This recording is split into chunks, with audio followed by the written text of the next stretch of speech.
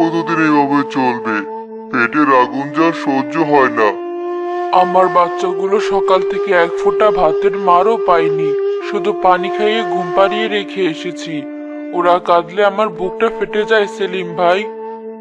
আসমানের দিকে তাকিয়ে দেখো, মেঘনে যে বৃষ্টি হবে, সব শুকিয়ে কাঠ, ফসল সব মরে গেল।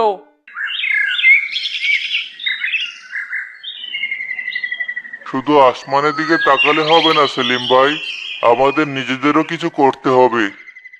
কি করব কামাল? কি করার আছে আমাদের? যার ঘরে এক মুঠো চাল নেই, তার আবার কড়াকড়ি, সব তো শেষ। কামাল ঠিকই বলেছে, এভাবে হাত পা গুটিয়ে বসে থাকলে তো মরা ছাড়া গতি নেই।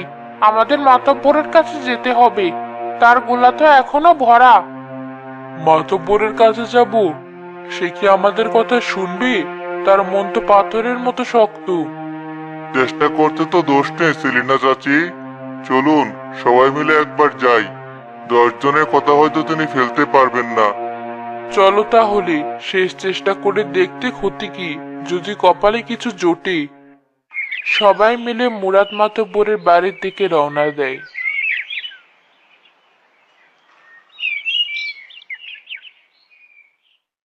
গ্রামের খবর কি রে জামাল?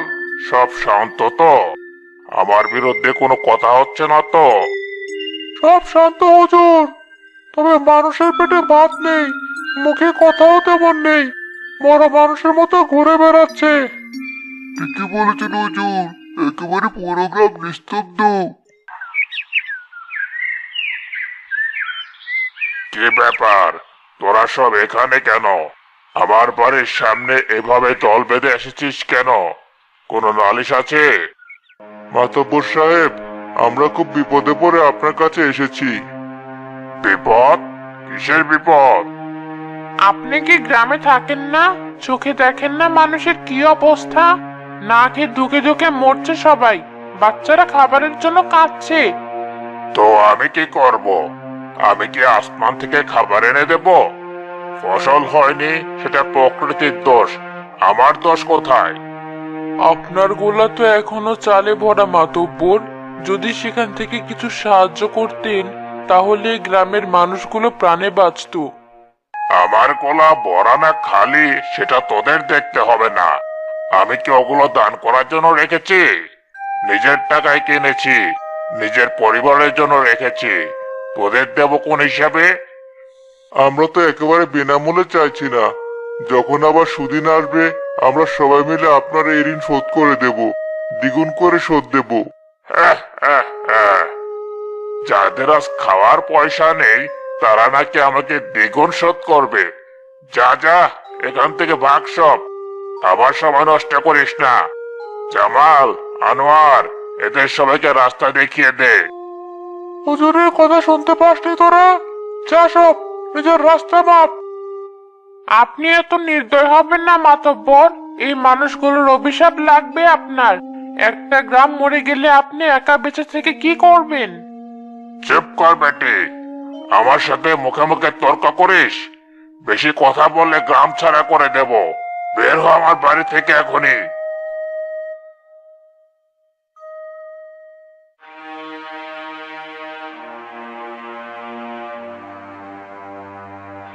আমি বলেছিলাম না মাতব্বর কোনো কথা শুনবে না। এখন কি হবে? আমার বাচ্চাগুলোর মুখের দিকে আমি তাকাতে পারছি না। সব আশা শেষ। এখন শুধু মৃত্যুর অপেক্ষা করা ছাড়া আর কোনো পথ খোলা নেই। না, পথ এখনো শেষ হয়ে যায়নি। মাতাব্বর সাহায্য করবে না, কিন্তু আমরা তো একে অপরকে সাহায্য করতে পারি। কি বলতে চাইছিস তুই কামাল? পরিষ্কার করে বল। আমি বলতে চাইছি, আমরা সবাই যদি নিজেদের ঘরে যা কিছু আছে সব এক জায়গায় জড়ো করি, তাহলে হয়তো সবার জন্য কয়েকদিনের খাবারের ব্যবস্থা হয়ে যাবে। কি আছে আমাদের ঘরে? আমার ঘরে তো এক মুঠো চালও নেই, শুধু কয়েকটা শুকনো মরিচ আর একটু লবণ আছে। আমার ঘরে হয়তো 8 পোয়া চাল হবে, কালকের জন্য রেখেছিলাম। আমার বাড়িতে দুটো আলু গাছ ছিল, মাটি খুঁড়লে হয়তো ছোট ছোট কয়েকটা আলু পাওয়া যাবে। এই তো, এটাই আমি বলতে চাইছি।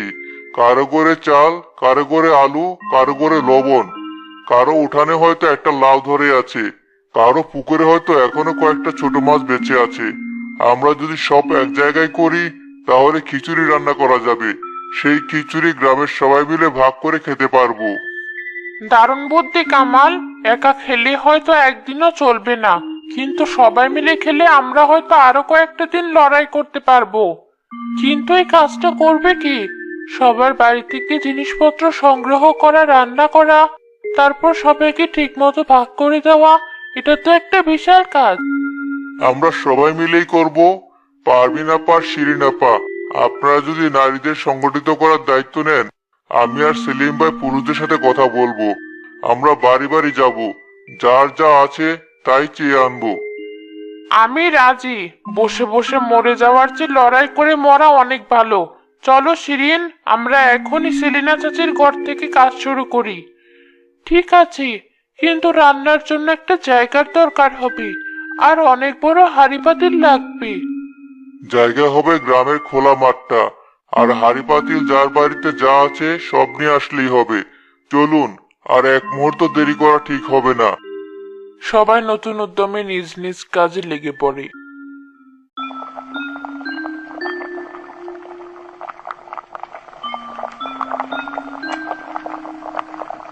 শিরিন, দেখ তো লবণটা ঠিক আছে কিনা। আর একটু লাগবে, আর জলটা আর একটু ফুটতে হবে। আলুগুলো এখনো সেদ্ধ হয়নি। কতদিন পর এত খাবারের গন্ধ পাচ্ছি। আমার বাচ্চাগুলো গন্ধ পেয়ে ঘুম থেকে উঠে বসে আছে। চাচি, এই নিন, পাশের জঙ্গল থেকে কিছু বনো শাক তুলে আনলাম। এগুলোও দিয়ে দিন, খিচুড়ির স্বাদ বাড়বে, পুষ্টিও হবে। কমল, তুই না থাকলে আমরা এতক্ষণে হয়তো হালই ছেড়ে দিতাম। আমি একা কিছু না সেলিম ভাই, আমরা সবাই মিলে করছি বলে এটা সম্ভব হচ্ছে। দেখুন, সবাই নিজেদের শেষ সম্বলটুকুও দিয়ে দিয়েছে। এটাই আমাদের শক্তি। কথা বাড়িও না তোমরা, খিচুড়ি প্রায় হয়ে এসেছে। সবাই যেন ঠিক মতো ভাগ পায় সেদিকে খেয়াল রাখতে হবে।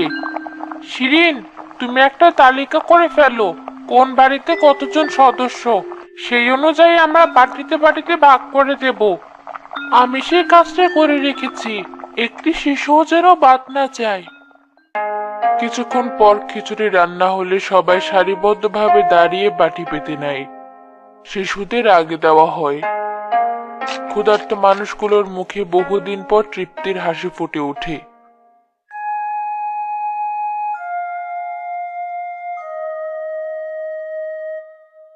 হুজুর, গ্রামের লোকেরা একটা নতুন কাণ্ড শুরু করেছে।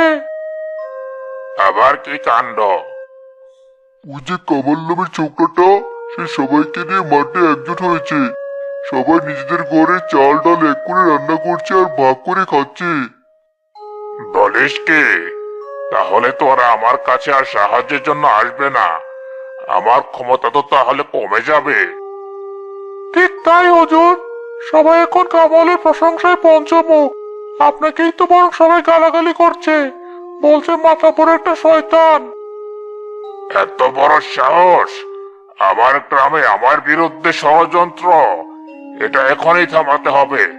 যা, তোরা দুজন এখনই যা, কি ওদের রান্না বান্না সব বন্ধ করে দে, হাড়ি পাতি সব উল্টে ফেলে দে। কিন্তু হুজুর, গ্রামের সব মানুষ ওখানে একজোট হয়ে আছে, আমরা দুজনকে কিছু করতে পারবো কি? যা বলছি তাই কর। বলবে এটা আমার হুকুম। গ্রামের মাঠে এসব চলবে না। যদি ওরা কথা না শুনে তাহলে ভয় দেখাবি, বলবি সবাইকে গ্রাম থেকে বের করে দেওয়া হবে। জি হুজুর, আমরা এখনই যাচ্ছি।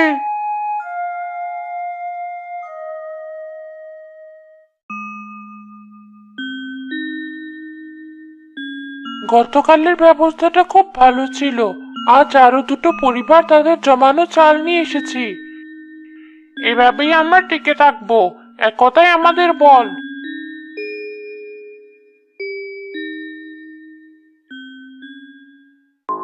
এই, কি হচ্ছে এখানে? বন্ধ করো এসব। কি হয়েছে জামাল ভাই? আমরা তো আমাদের মতো করে খাবারের ব্যবস্থা করছি। এতে আপনাদের সমস্যা কি? সমস্যা আছে।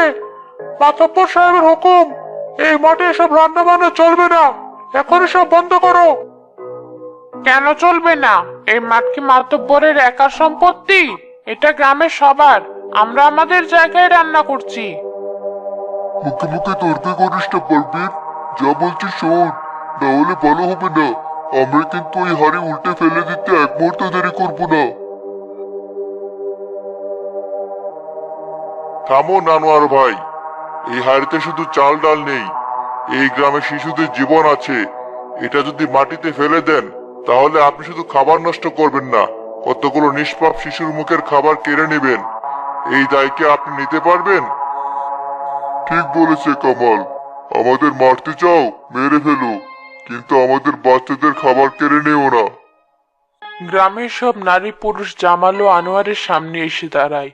তারা রান্নার হাড়িটা ঘিরে দাঁড়ায়। আগে আমাদের মারতে হবে, তারপরেই খাবারের হাড়িতে হাত দিতে হবে। তোরা কি মাতব্বরের হুকুম অমান্য করবি? এর ফল কিন্তু খুব খারাপ হবে।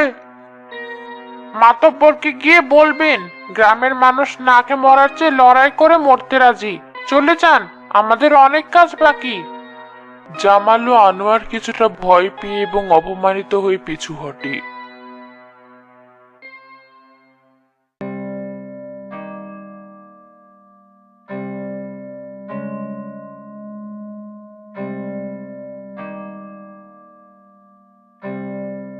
কে? তোরা দুজন খালি হাতে ফিরে এলি? এতগুলো মানুষ মিলে তোদের তাড়িয়ে দিল? অপদার্থের দল! হুজুর, আমরা কি করব? গ্রামের সব মানুষ এক হয়ে গেছে। ওই কামাল ছোকরা আর পারভিন বেটি সবাইকে উস্কে দিয়েছে। তারা মরে যেতে রাজি, কিন্তু থামতে রাজি না।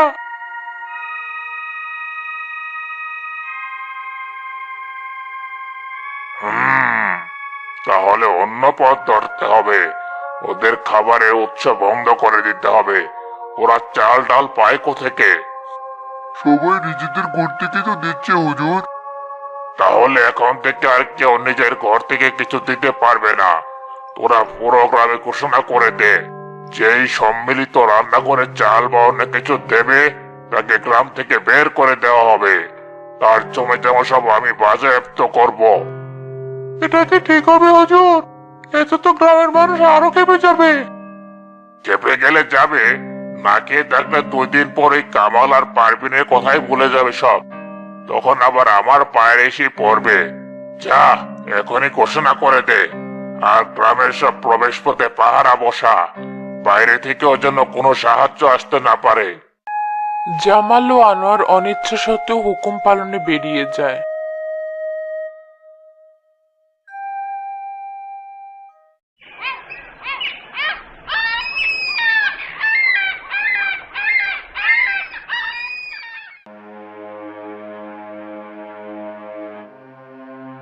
এখন কি হবে কামাল? মাতব্বর তো আমাদের সব পথ বন্ধ করে দিল, কেউ আর ভয় কিছু দিতে চাইবে না। আমার ঘরে যে সামান্য ডাল ছিল সেটাও এনেছিলাম, এখন তো আর কিছুই নেই। কালকে কি রান্না হবে? এই লোভী লোকটা আমাদের মেরেই ছাড়বে, কিন্তু আমরা এভাবে হার মানতে পারি না। হার আমরা মানবো না, কিন্তু আমাদের নতুন কিছু ভাবতে হবে।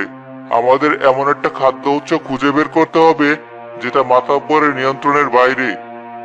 এমন কি উৎস থাকতে পারে? জঙ্গল থেকে কিছু শাক পাতা ছাড়া আর তো কিছু পাওয়া যাবে না। তাতে আর কদিন চলবে? আচ্ছা শিরিনাপা, আপনার কি মনে আছে গ্রামের একেবারে উত্তর প্রান্তে একটা পুরনো সরকারি গুদামঘর ছিল? বহু বছর আগে সরকার সেটা বানিয়েছিল আপৎকালীন সাহায্যের জন্য। হ্যাঁ, মনে পড়েছে, কিন্তু ওটা তো পরিত্যক্ত। শুনেছি ওখানে সাপখোপের বাসা। আর ওটার চাবি তো নিশ্চয়ই মাতব্বরের কাছেই আছে। সে তো গ্রামের মোড়ল। যদি ওখানে কিছু চাল বা গম এখনো থেকে থাকে, যদি আমরা কোনোভাবে... যদি আমরা ওই গুদামের তালা ভেঙে ফেলি? ঠিক তাই, এটা ছাড়া আমাদের আর কোনো উপায় নেই। এটা ঝুঁকি, কিন্তু এই ঝুঁকিটা আমাদের নিতেই হবে। এটা আমাদের বাঁচার শেষ লড়াই। কিন্তু মাতব্বর যদি জানতে পারে, সে তো আমাদের আস্ত রাখবে না। যখন আমাদের বাচ্চারা না খেয়ে মরবে তখন বেঁচে থেকেই বা কি লাভ? আমি রাজি। চলো, আজ রাতেই আমরা ওই গুদামে যাব, যা থাকে কপালে। আমাদের খুব সাবধানে কাজটা করতে হবে, আর গ্রামের বাকিদের জানাতে হবে, যাতে তারা প্রস্তুত থাকে। ঠিক আছে, আজ রাতেই হবে আমাদের শেষ পরীক্ষা। হয় আমরা সবাই মিলে বাঁচবো, না হলে সবাই মিলে মাথাপরের অত্যাচারের শিকার হব।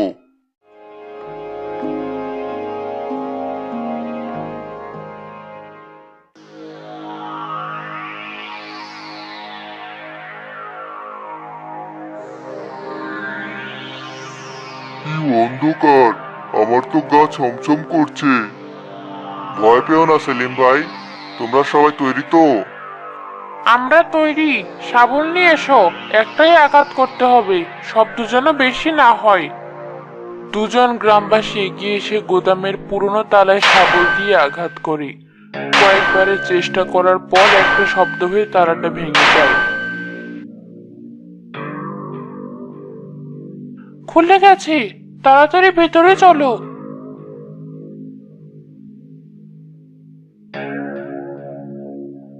এ কি? এ তো চালের বস্তা, অনেকগুলো বস্তা। শুধু চাল নয়, ওদিকে দেখো, ডাল, গম, শুকনো খাবার সবই তো আছে। তার মানে সরকার থেকে যে সাহায্য এসেছিল, মাতব্বর সেটা আমাদের না দিয়ে এখানে লুকিয়ে রেখেছে। এই শয়তানটা আমাদের না খাইয়ে মারতে চেয়েছিল। এই লোকটাকে ছাড়বো না আমি। আমাদের বাচ্চাদের অভুক্ত রেখে সে নিজের সম্পদের পাহাড় গড়েছে। চলো, এই সব কিছু আমাদের গ্রামের মানুষের হক এটা। সবাই মিলে বস্তাগুলো বের করে আনো, কিন্তু খুব সাবধানে, কেউ যেন টের না পায়। সবাই মিলে নিঃশব্দে চাল, ডাল ও গমের বস্তাগুলো বের করে গ্রামের মাঠে নিয়ে যেতে শুরু করে।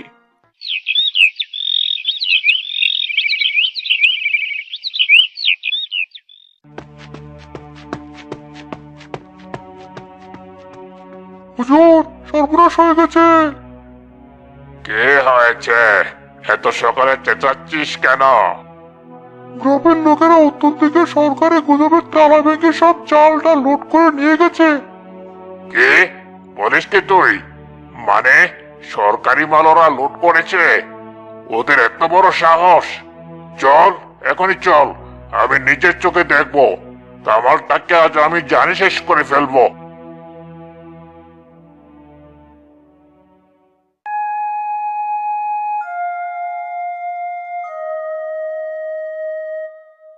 এসব কি? তোরা সব চোর ডাকাত সরকারি গুদাম লুট করেছিস? আমি পুলিশে খবর দেব। কোন সরকার মাতব্বর সাহেব? যে সরকার এই খাবারগুলো পাঠিয়েছিল এই গ্রামের অভুক্ত মানুষদের জন্য? যে খাবারগুলো আপনি বছরের পর বছর ধরে লুকিয়ে রেখেছিলেন আমাদের না খাইয়ে মারার জন্য? মিথ্যে কথা! এসব আমার, আমি কিনেছি। তাহলে এই কাগজটা কে বলছে মাতব্বর? এটা গুদামের ভেতরের একটা ফাইল থেকে পেয়েছি। এখানে পরিষ্কার লেখা আছে, দুর্ভিক্ষ মোকাবিলার জন্য সরকার থেকেই খাদ্যশস্য পাঠানো হয়েছিল, আর প্রাপকের জায়গায় আপনার সই করা আছে। আপনি কি অস্বীকার করতে পারবেন?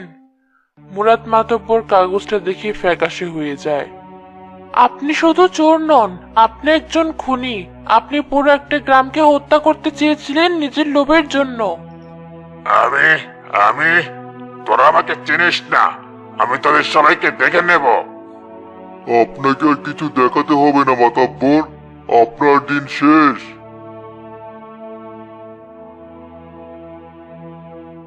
আমার বাচ্চাদের মুখের খাবার যে কেড়ে নেয়, তারই গ্রামে থাকার কোনো অধিকার নেই। বের করে দেয় শয়তানটাকে। ওইসব সম্পত্তি গ্রামের মানুষের মধ্যে ভাগ করে দেওয়া হোক। গ্রামবাসীর ভয়ে মুরাদ মাতব্বর তার অনুচরেরা গ্রাম ছেড়ে পালিয়ে যায়। বিলাসী গ্রামের দুর্ভিক্ষ শেষ হয়।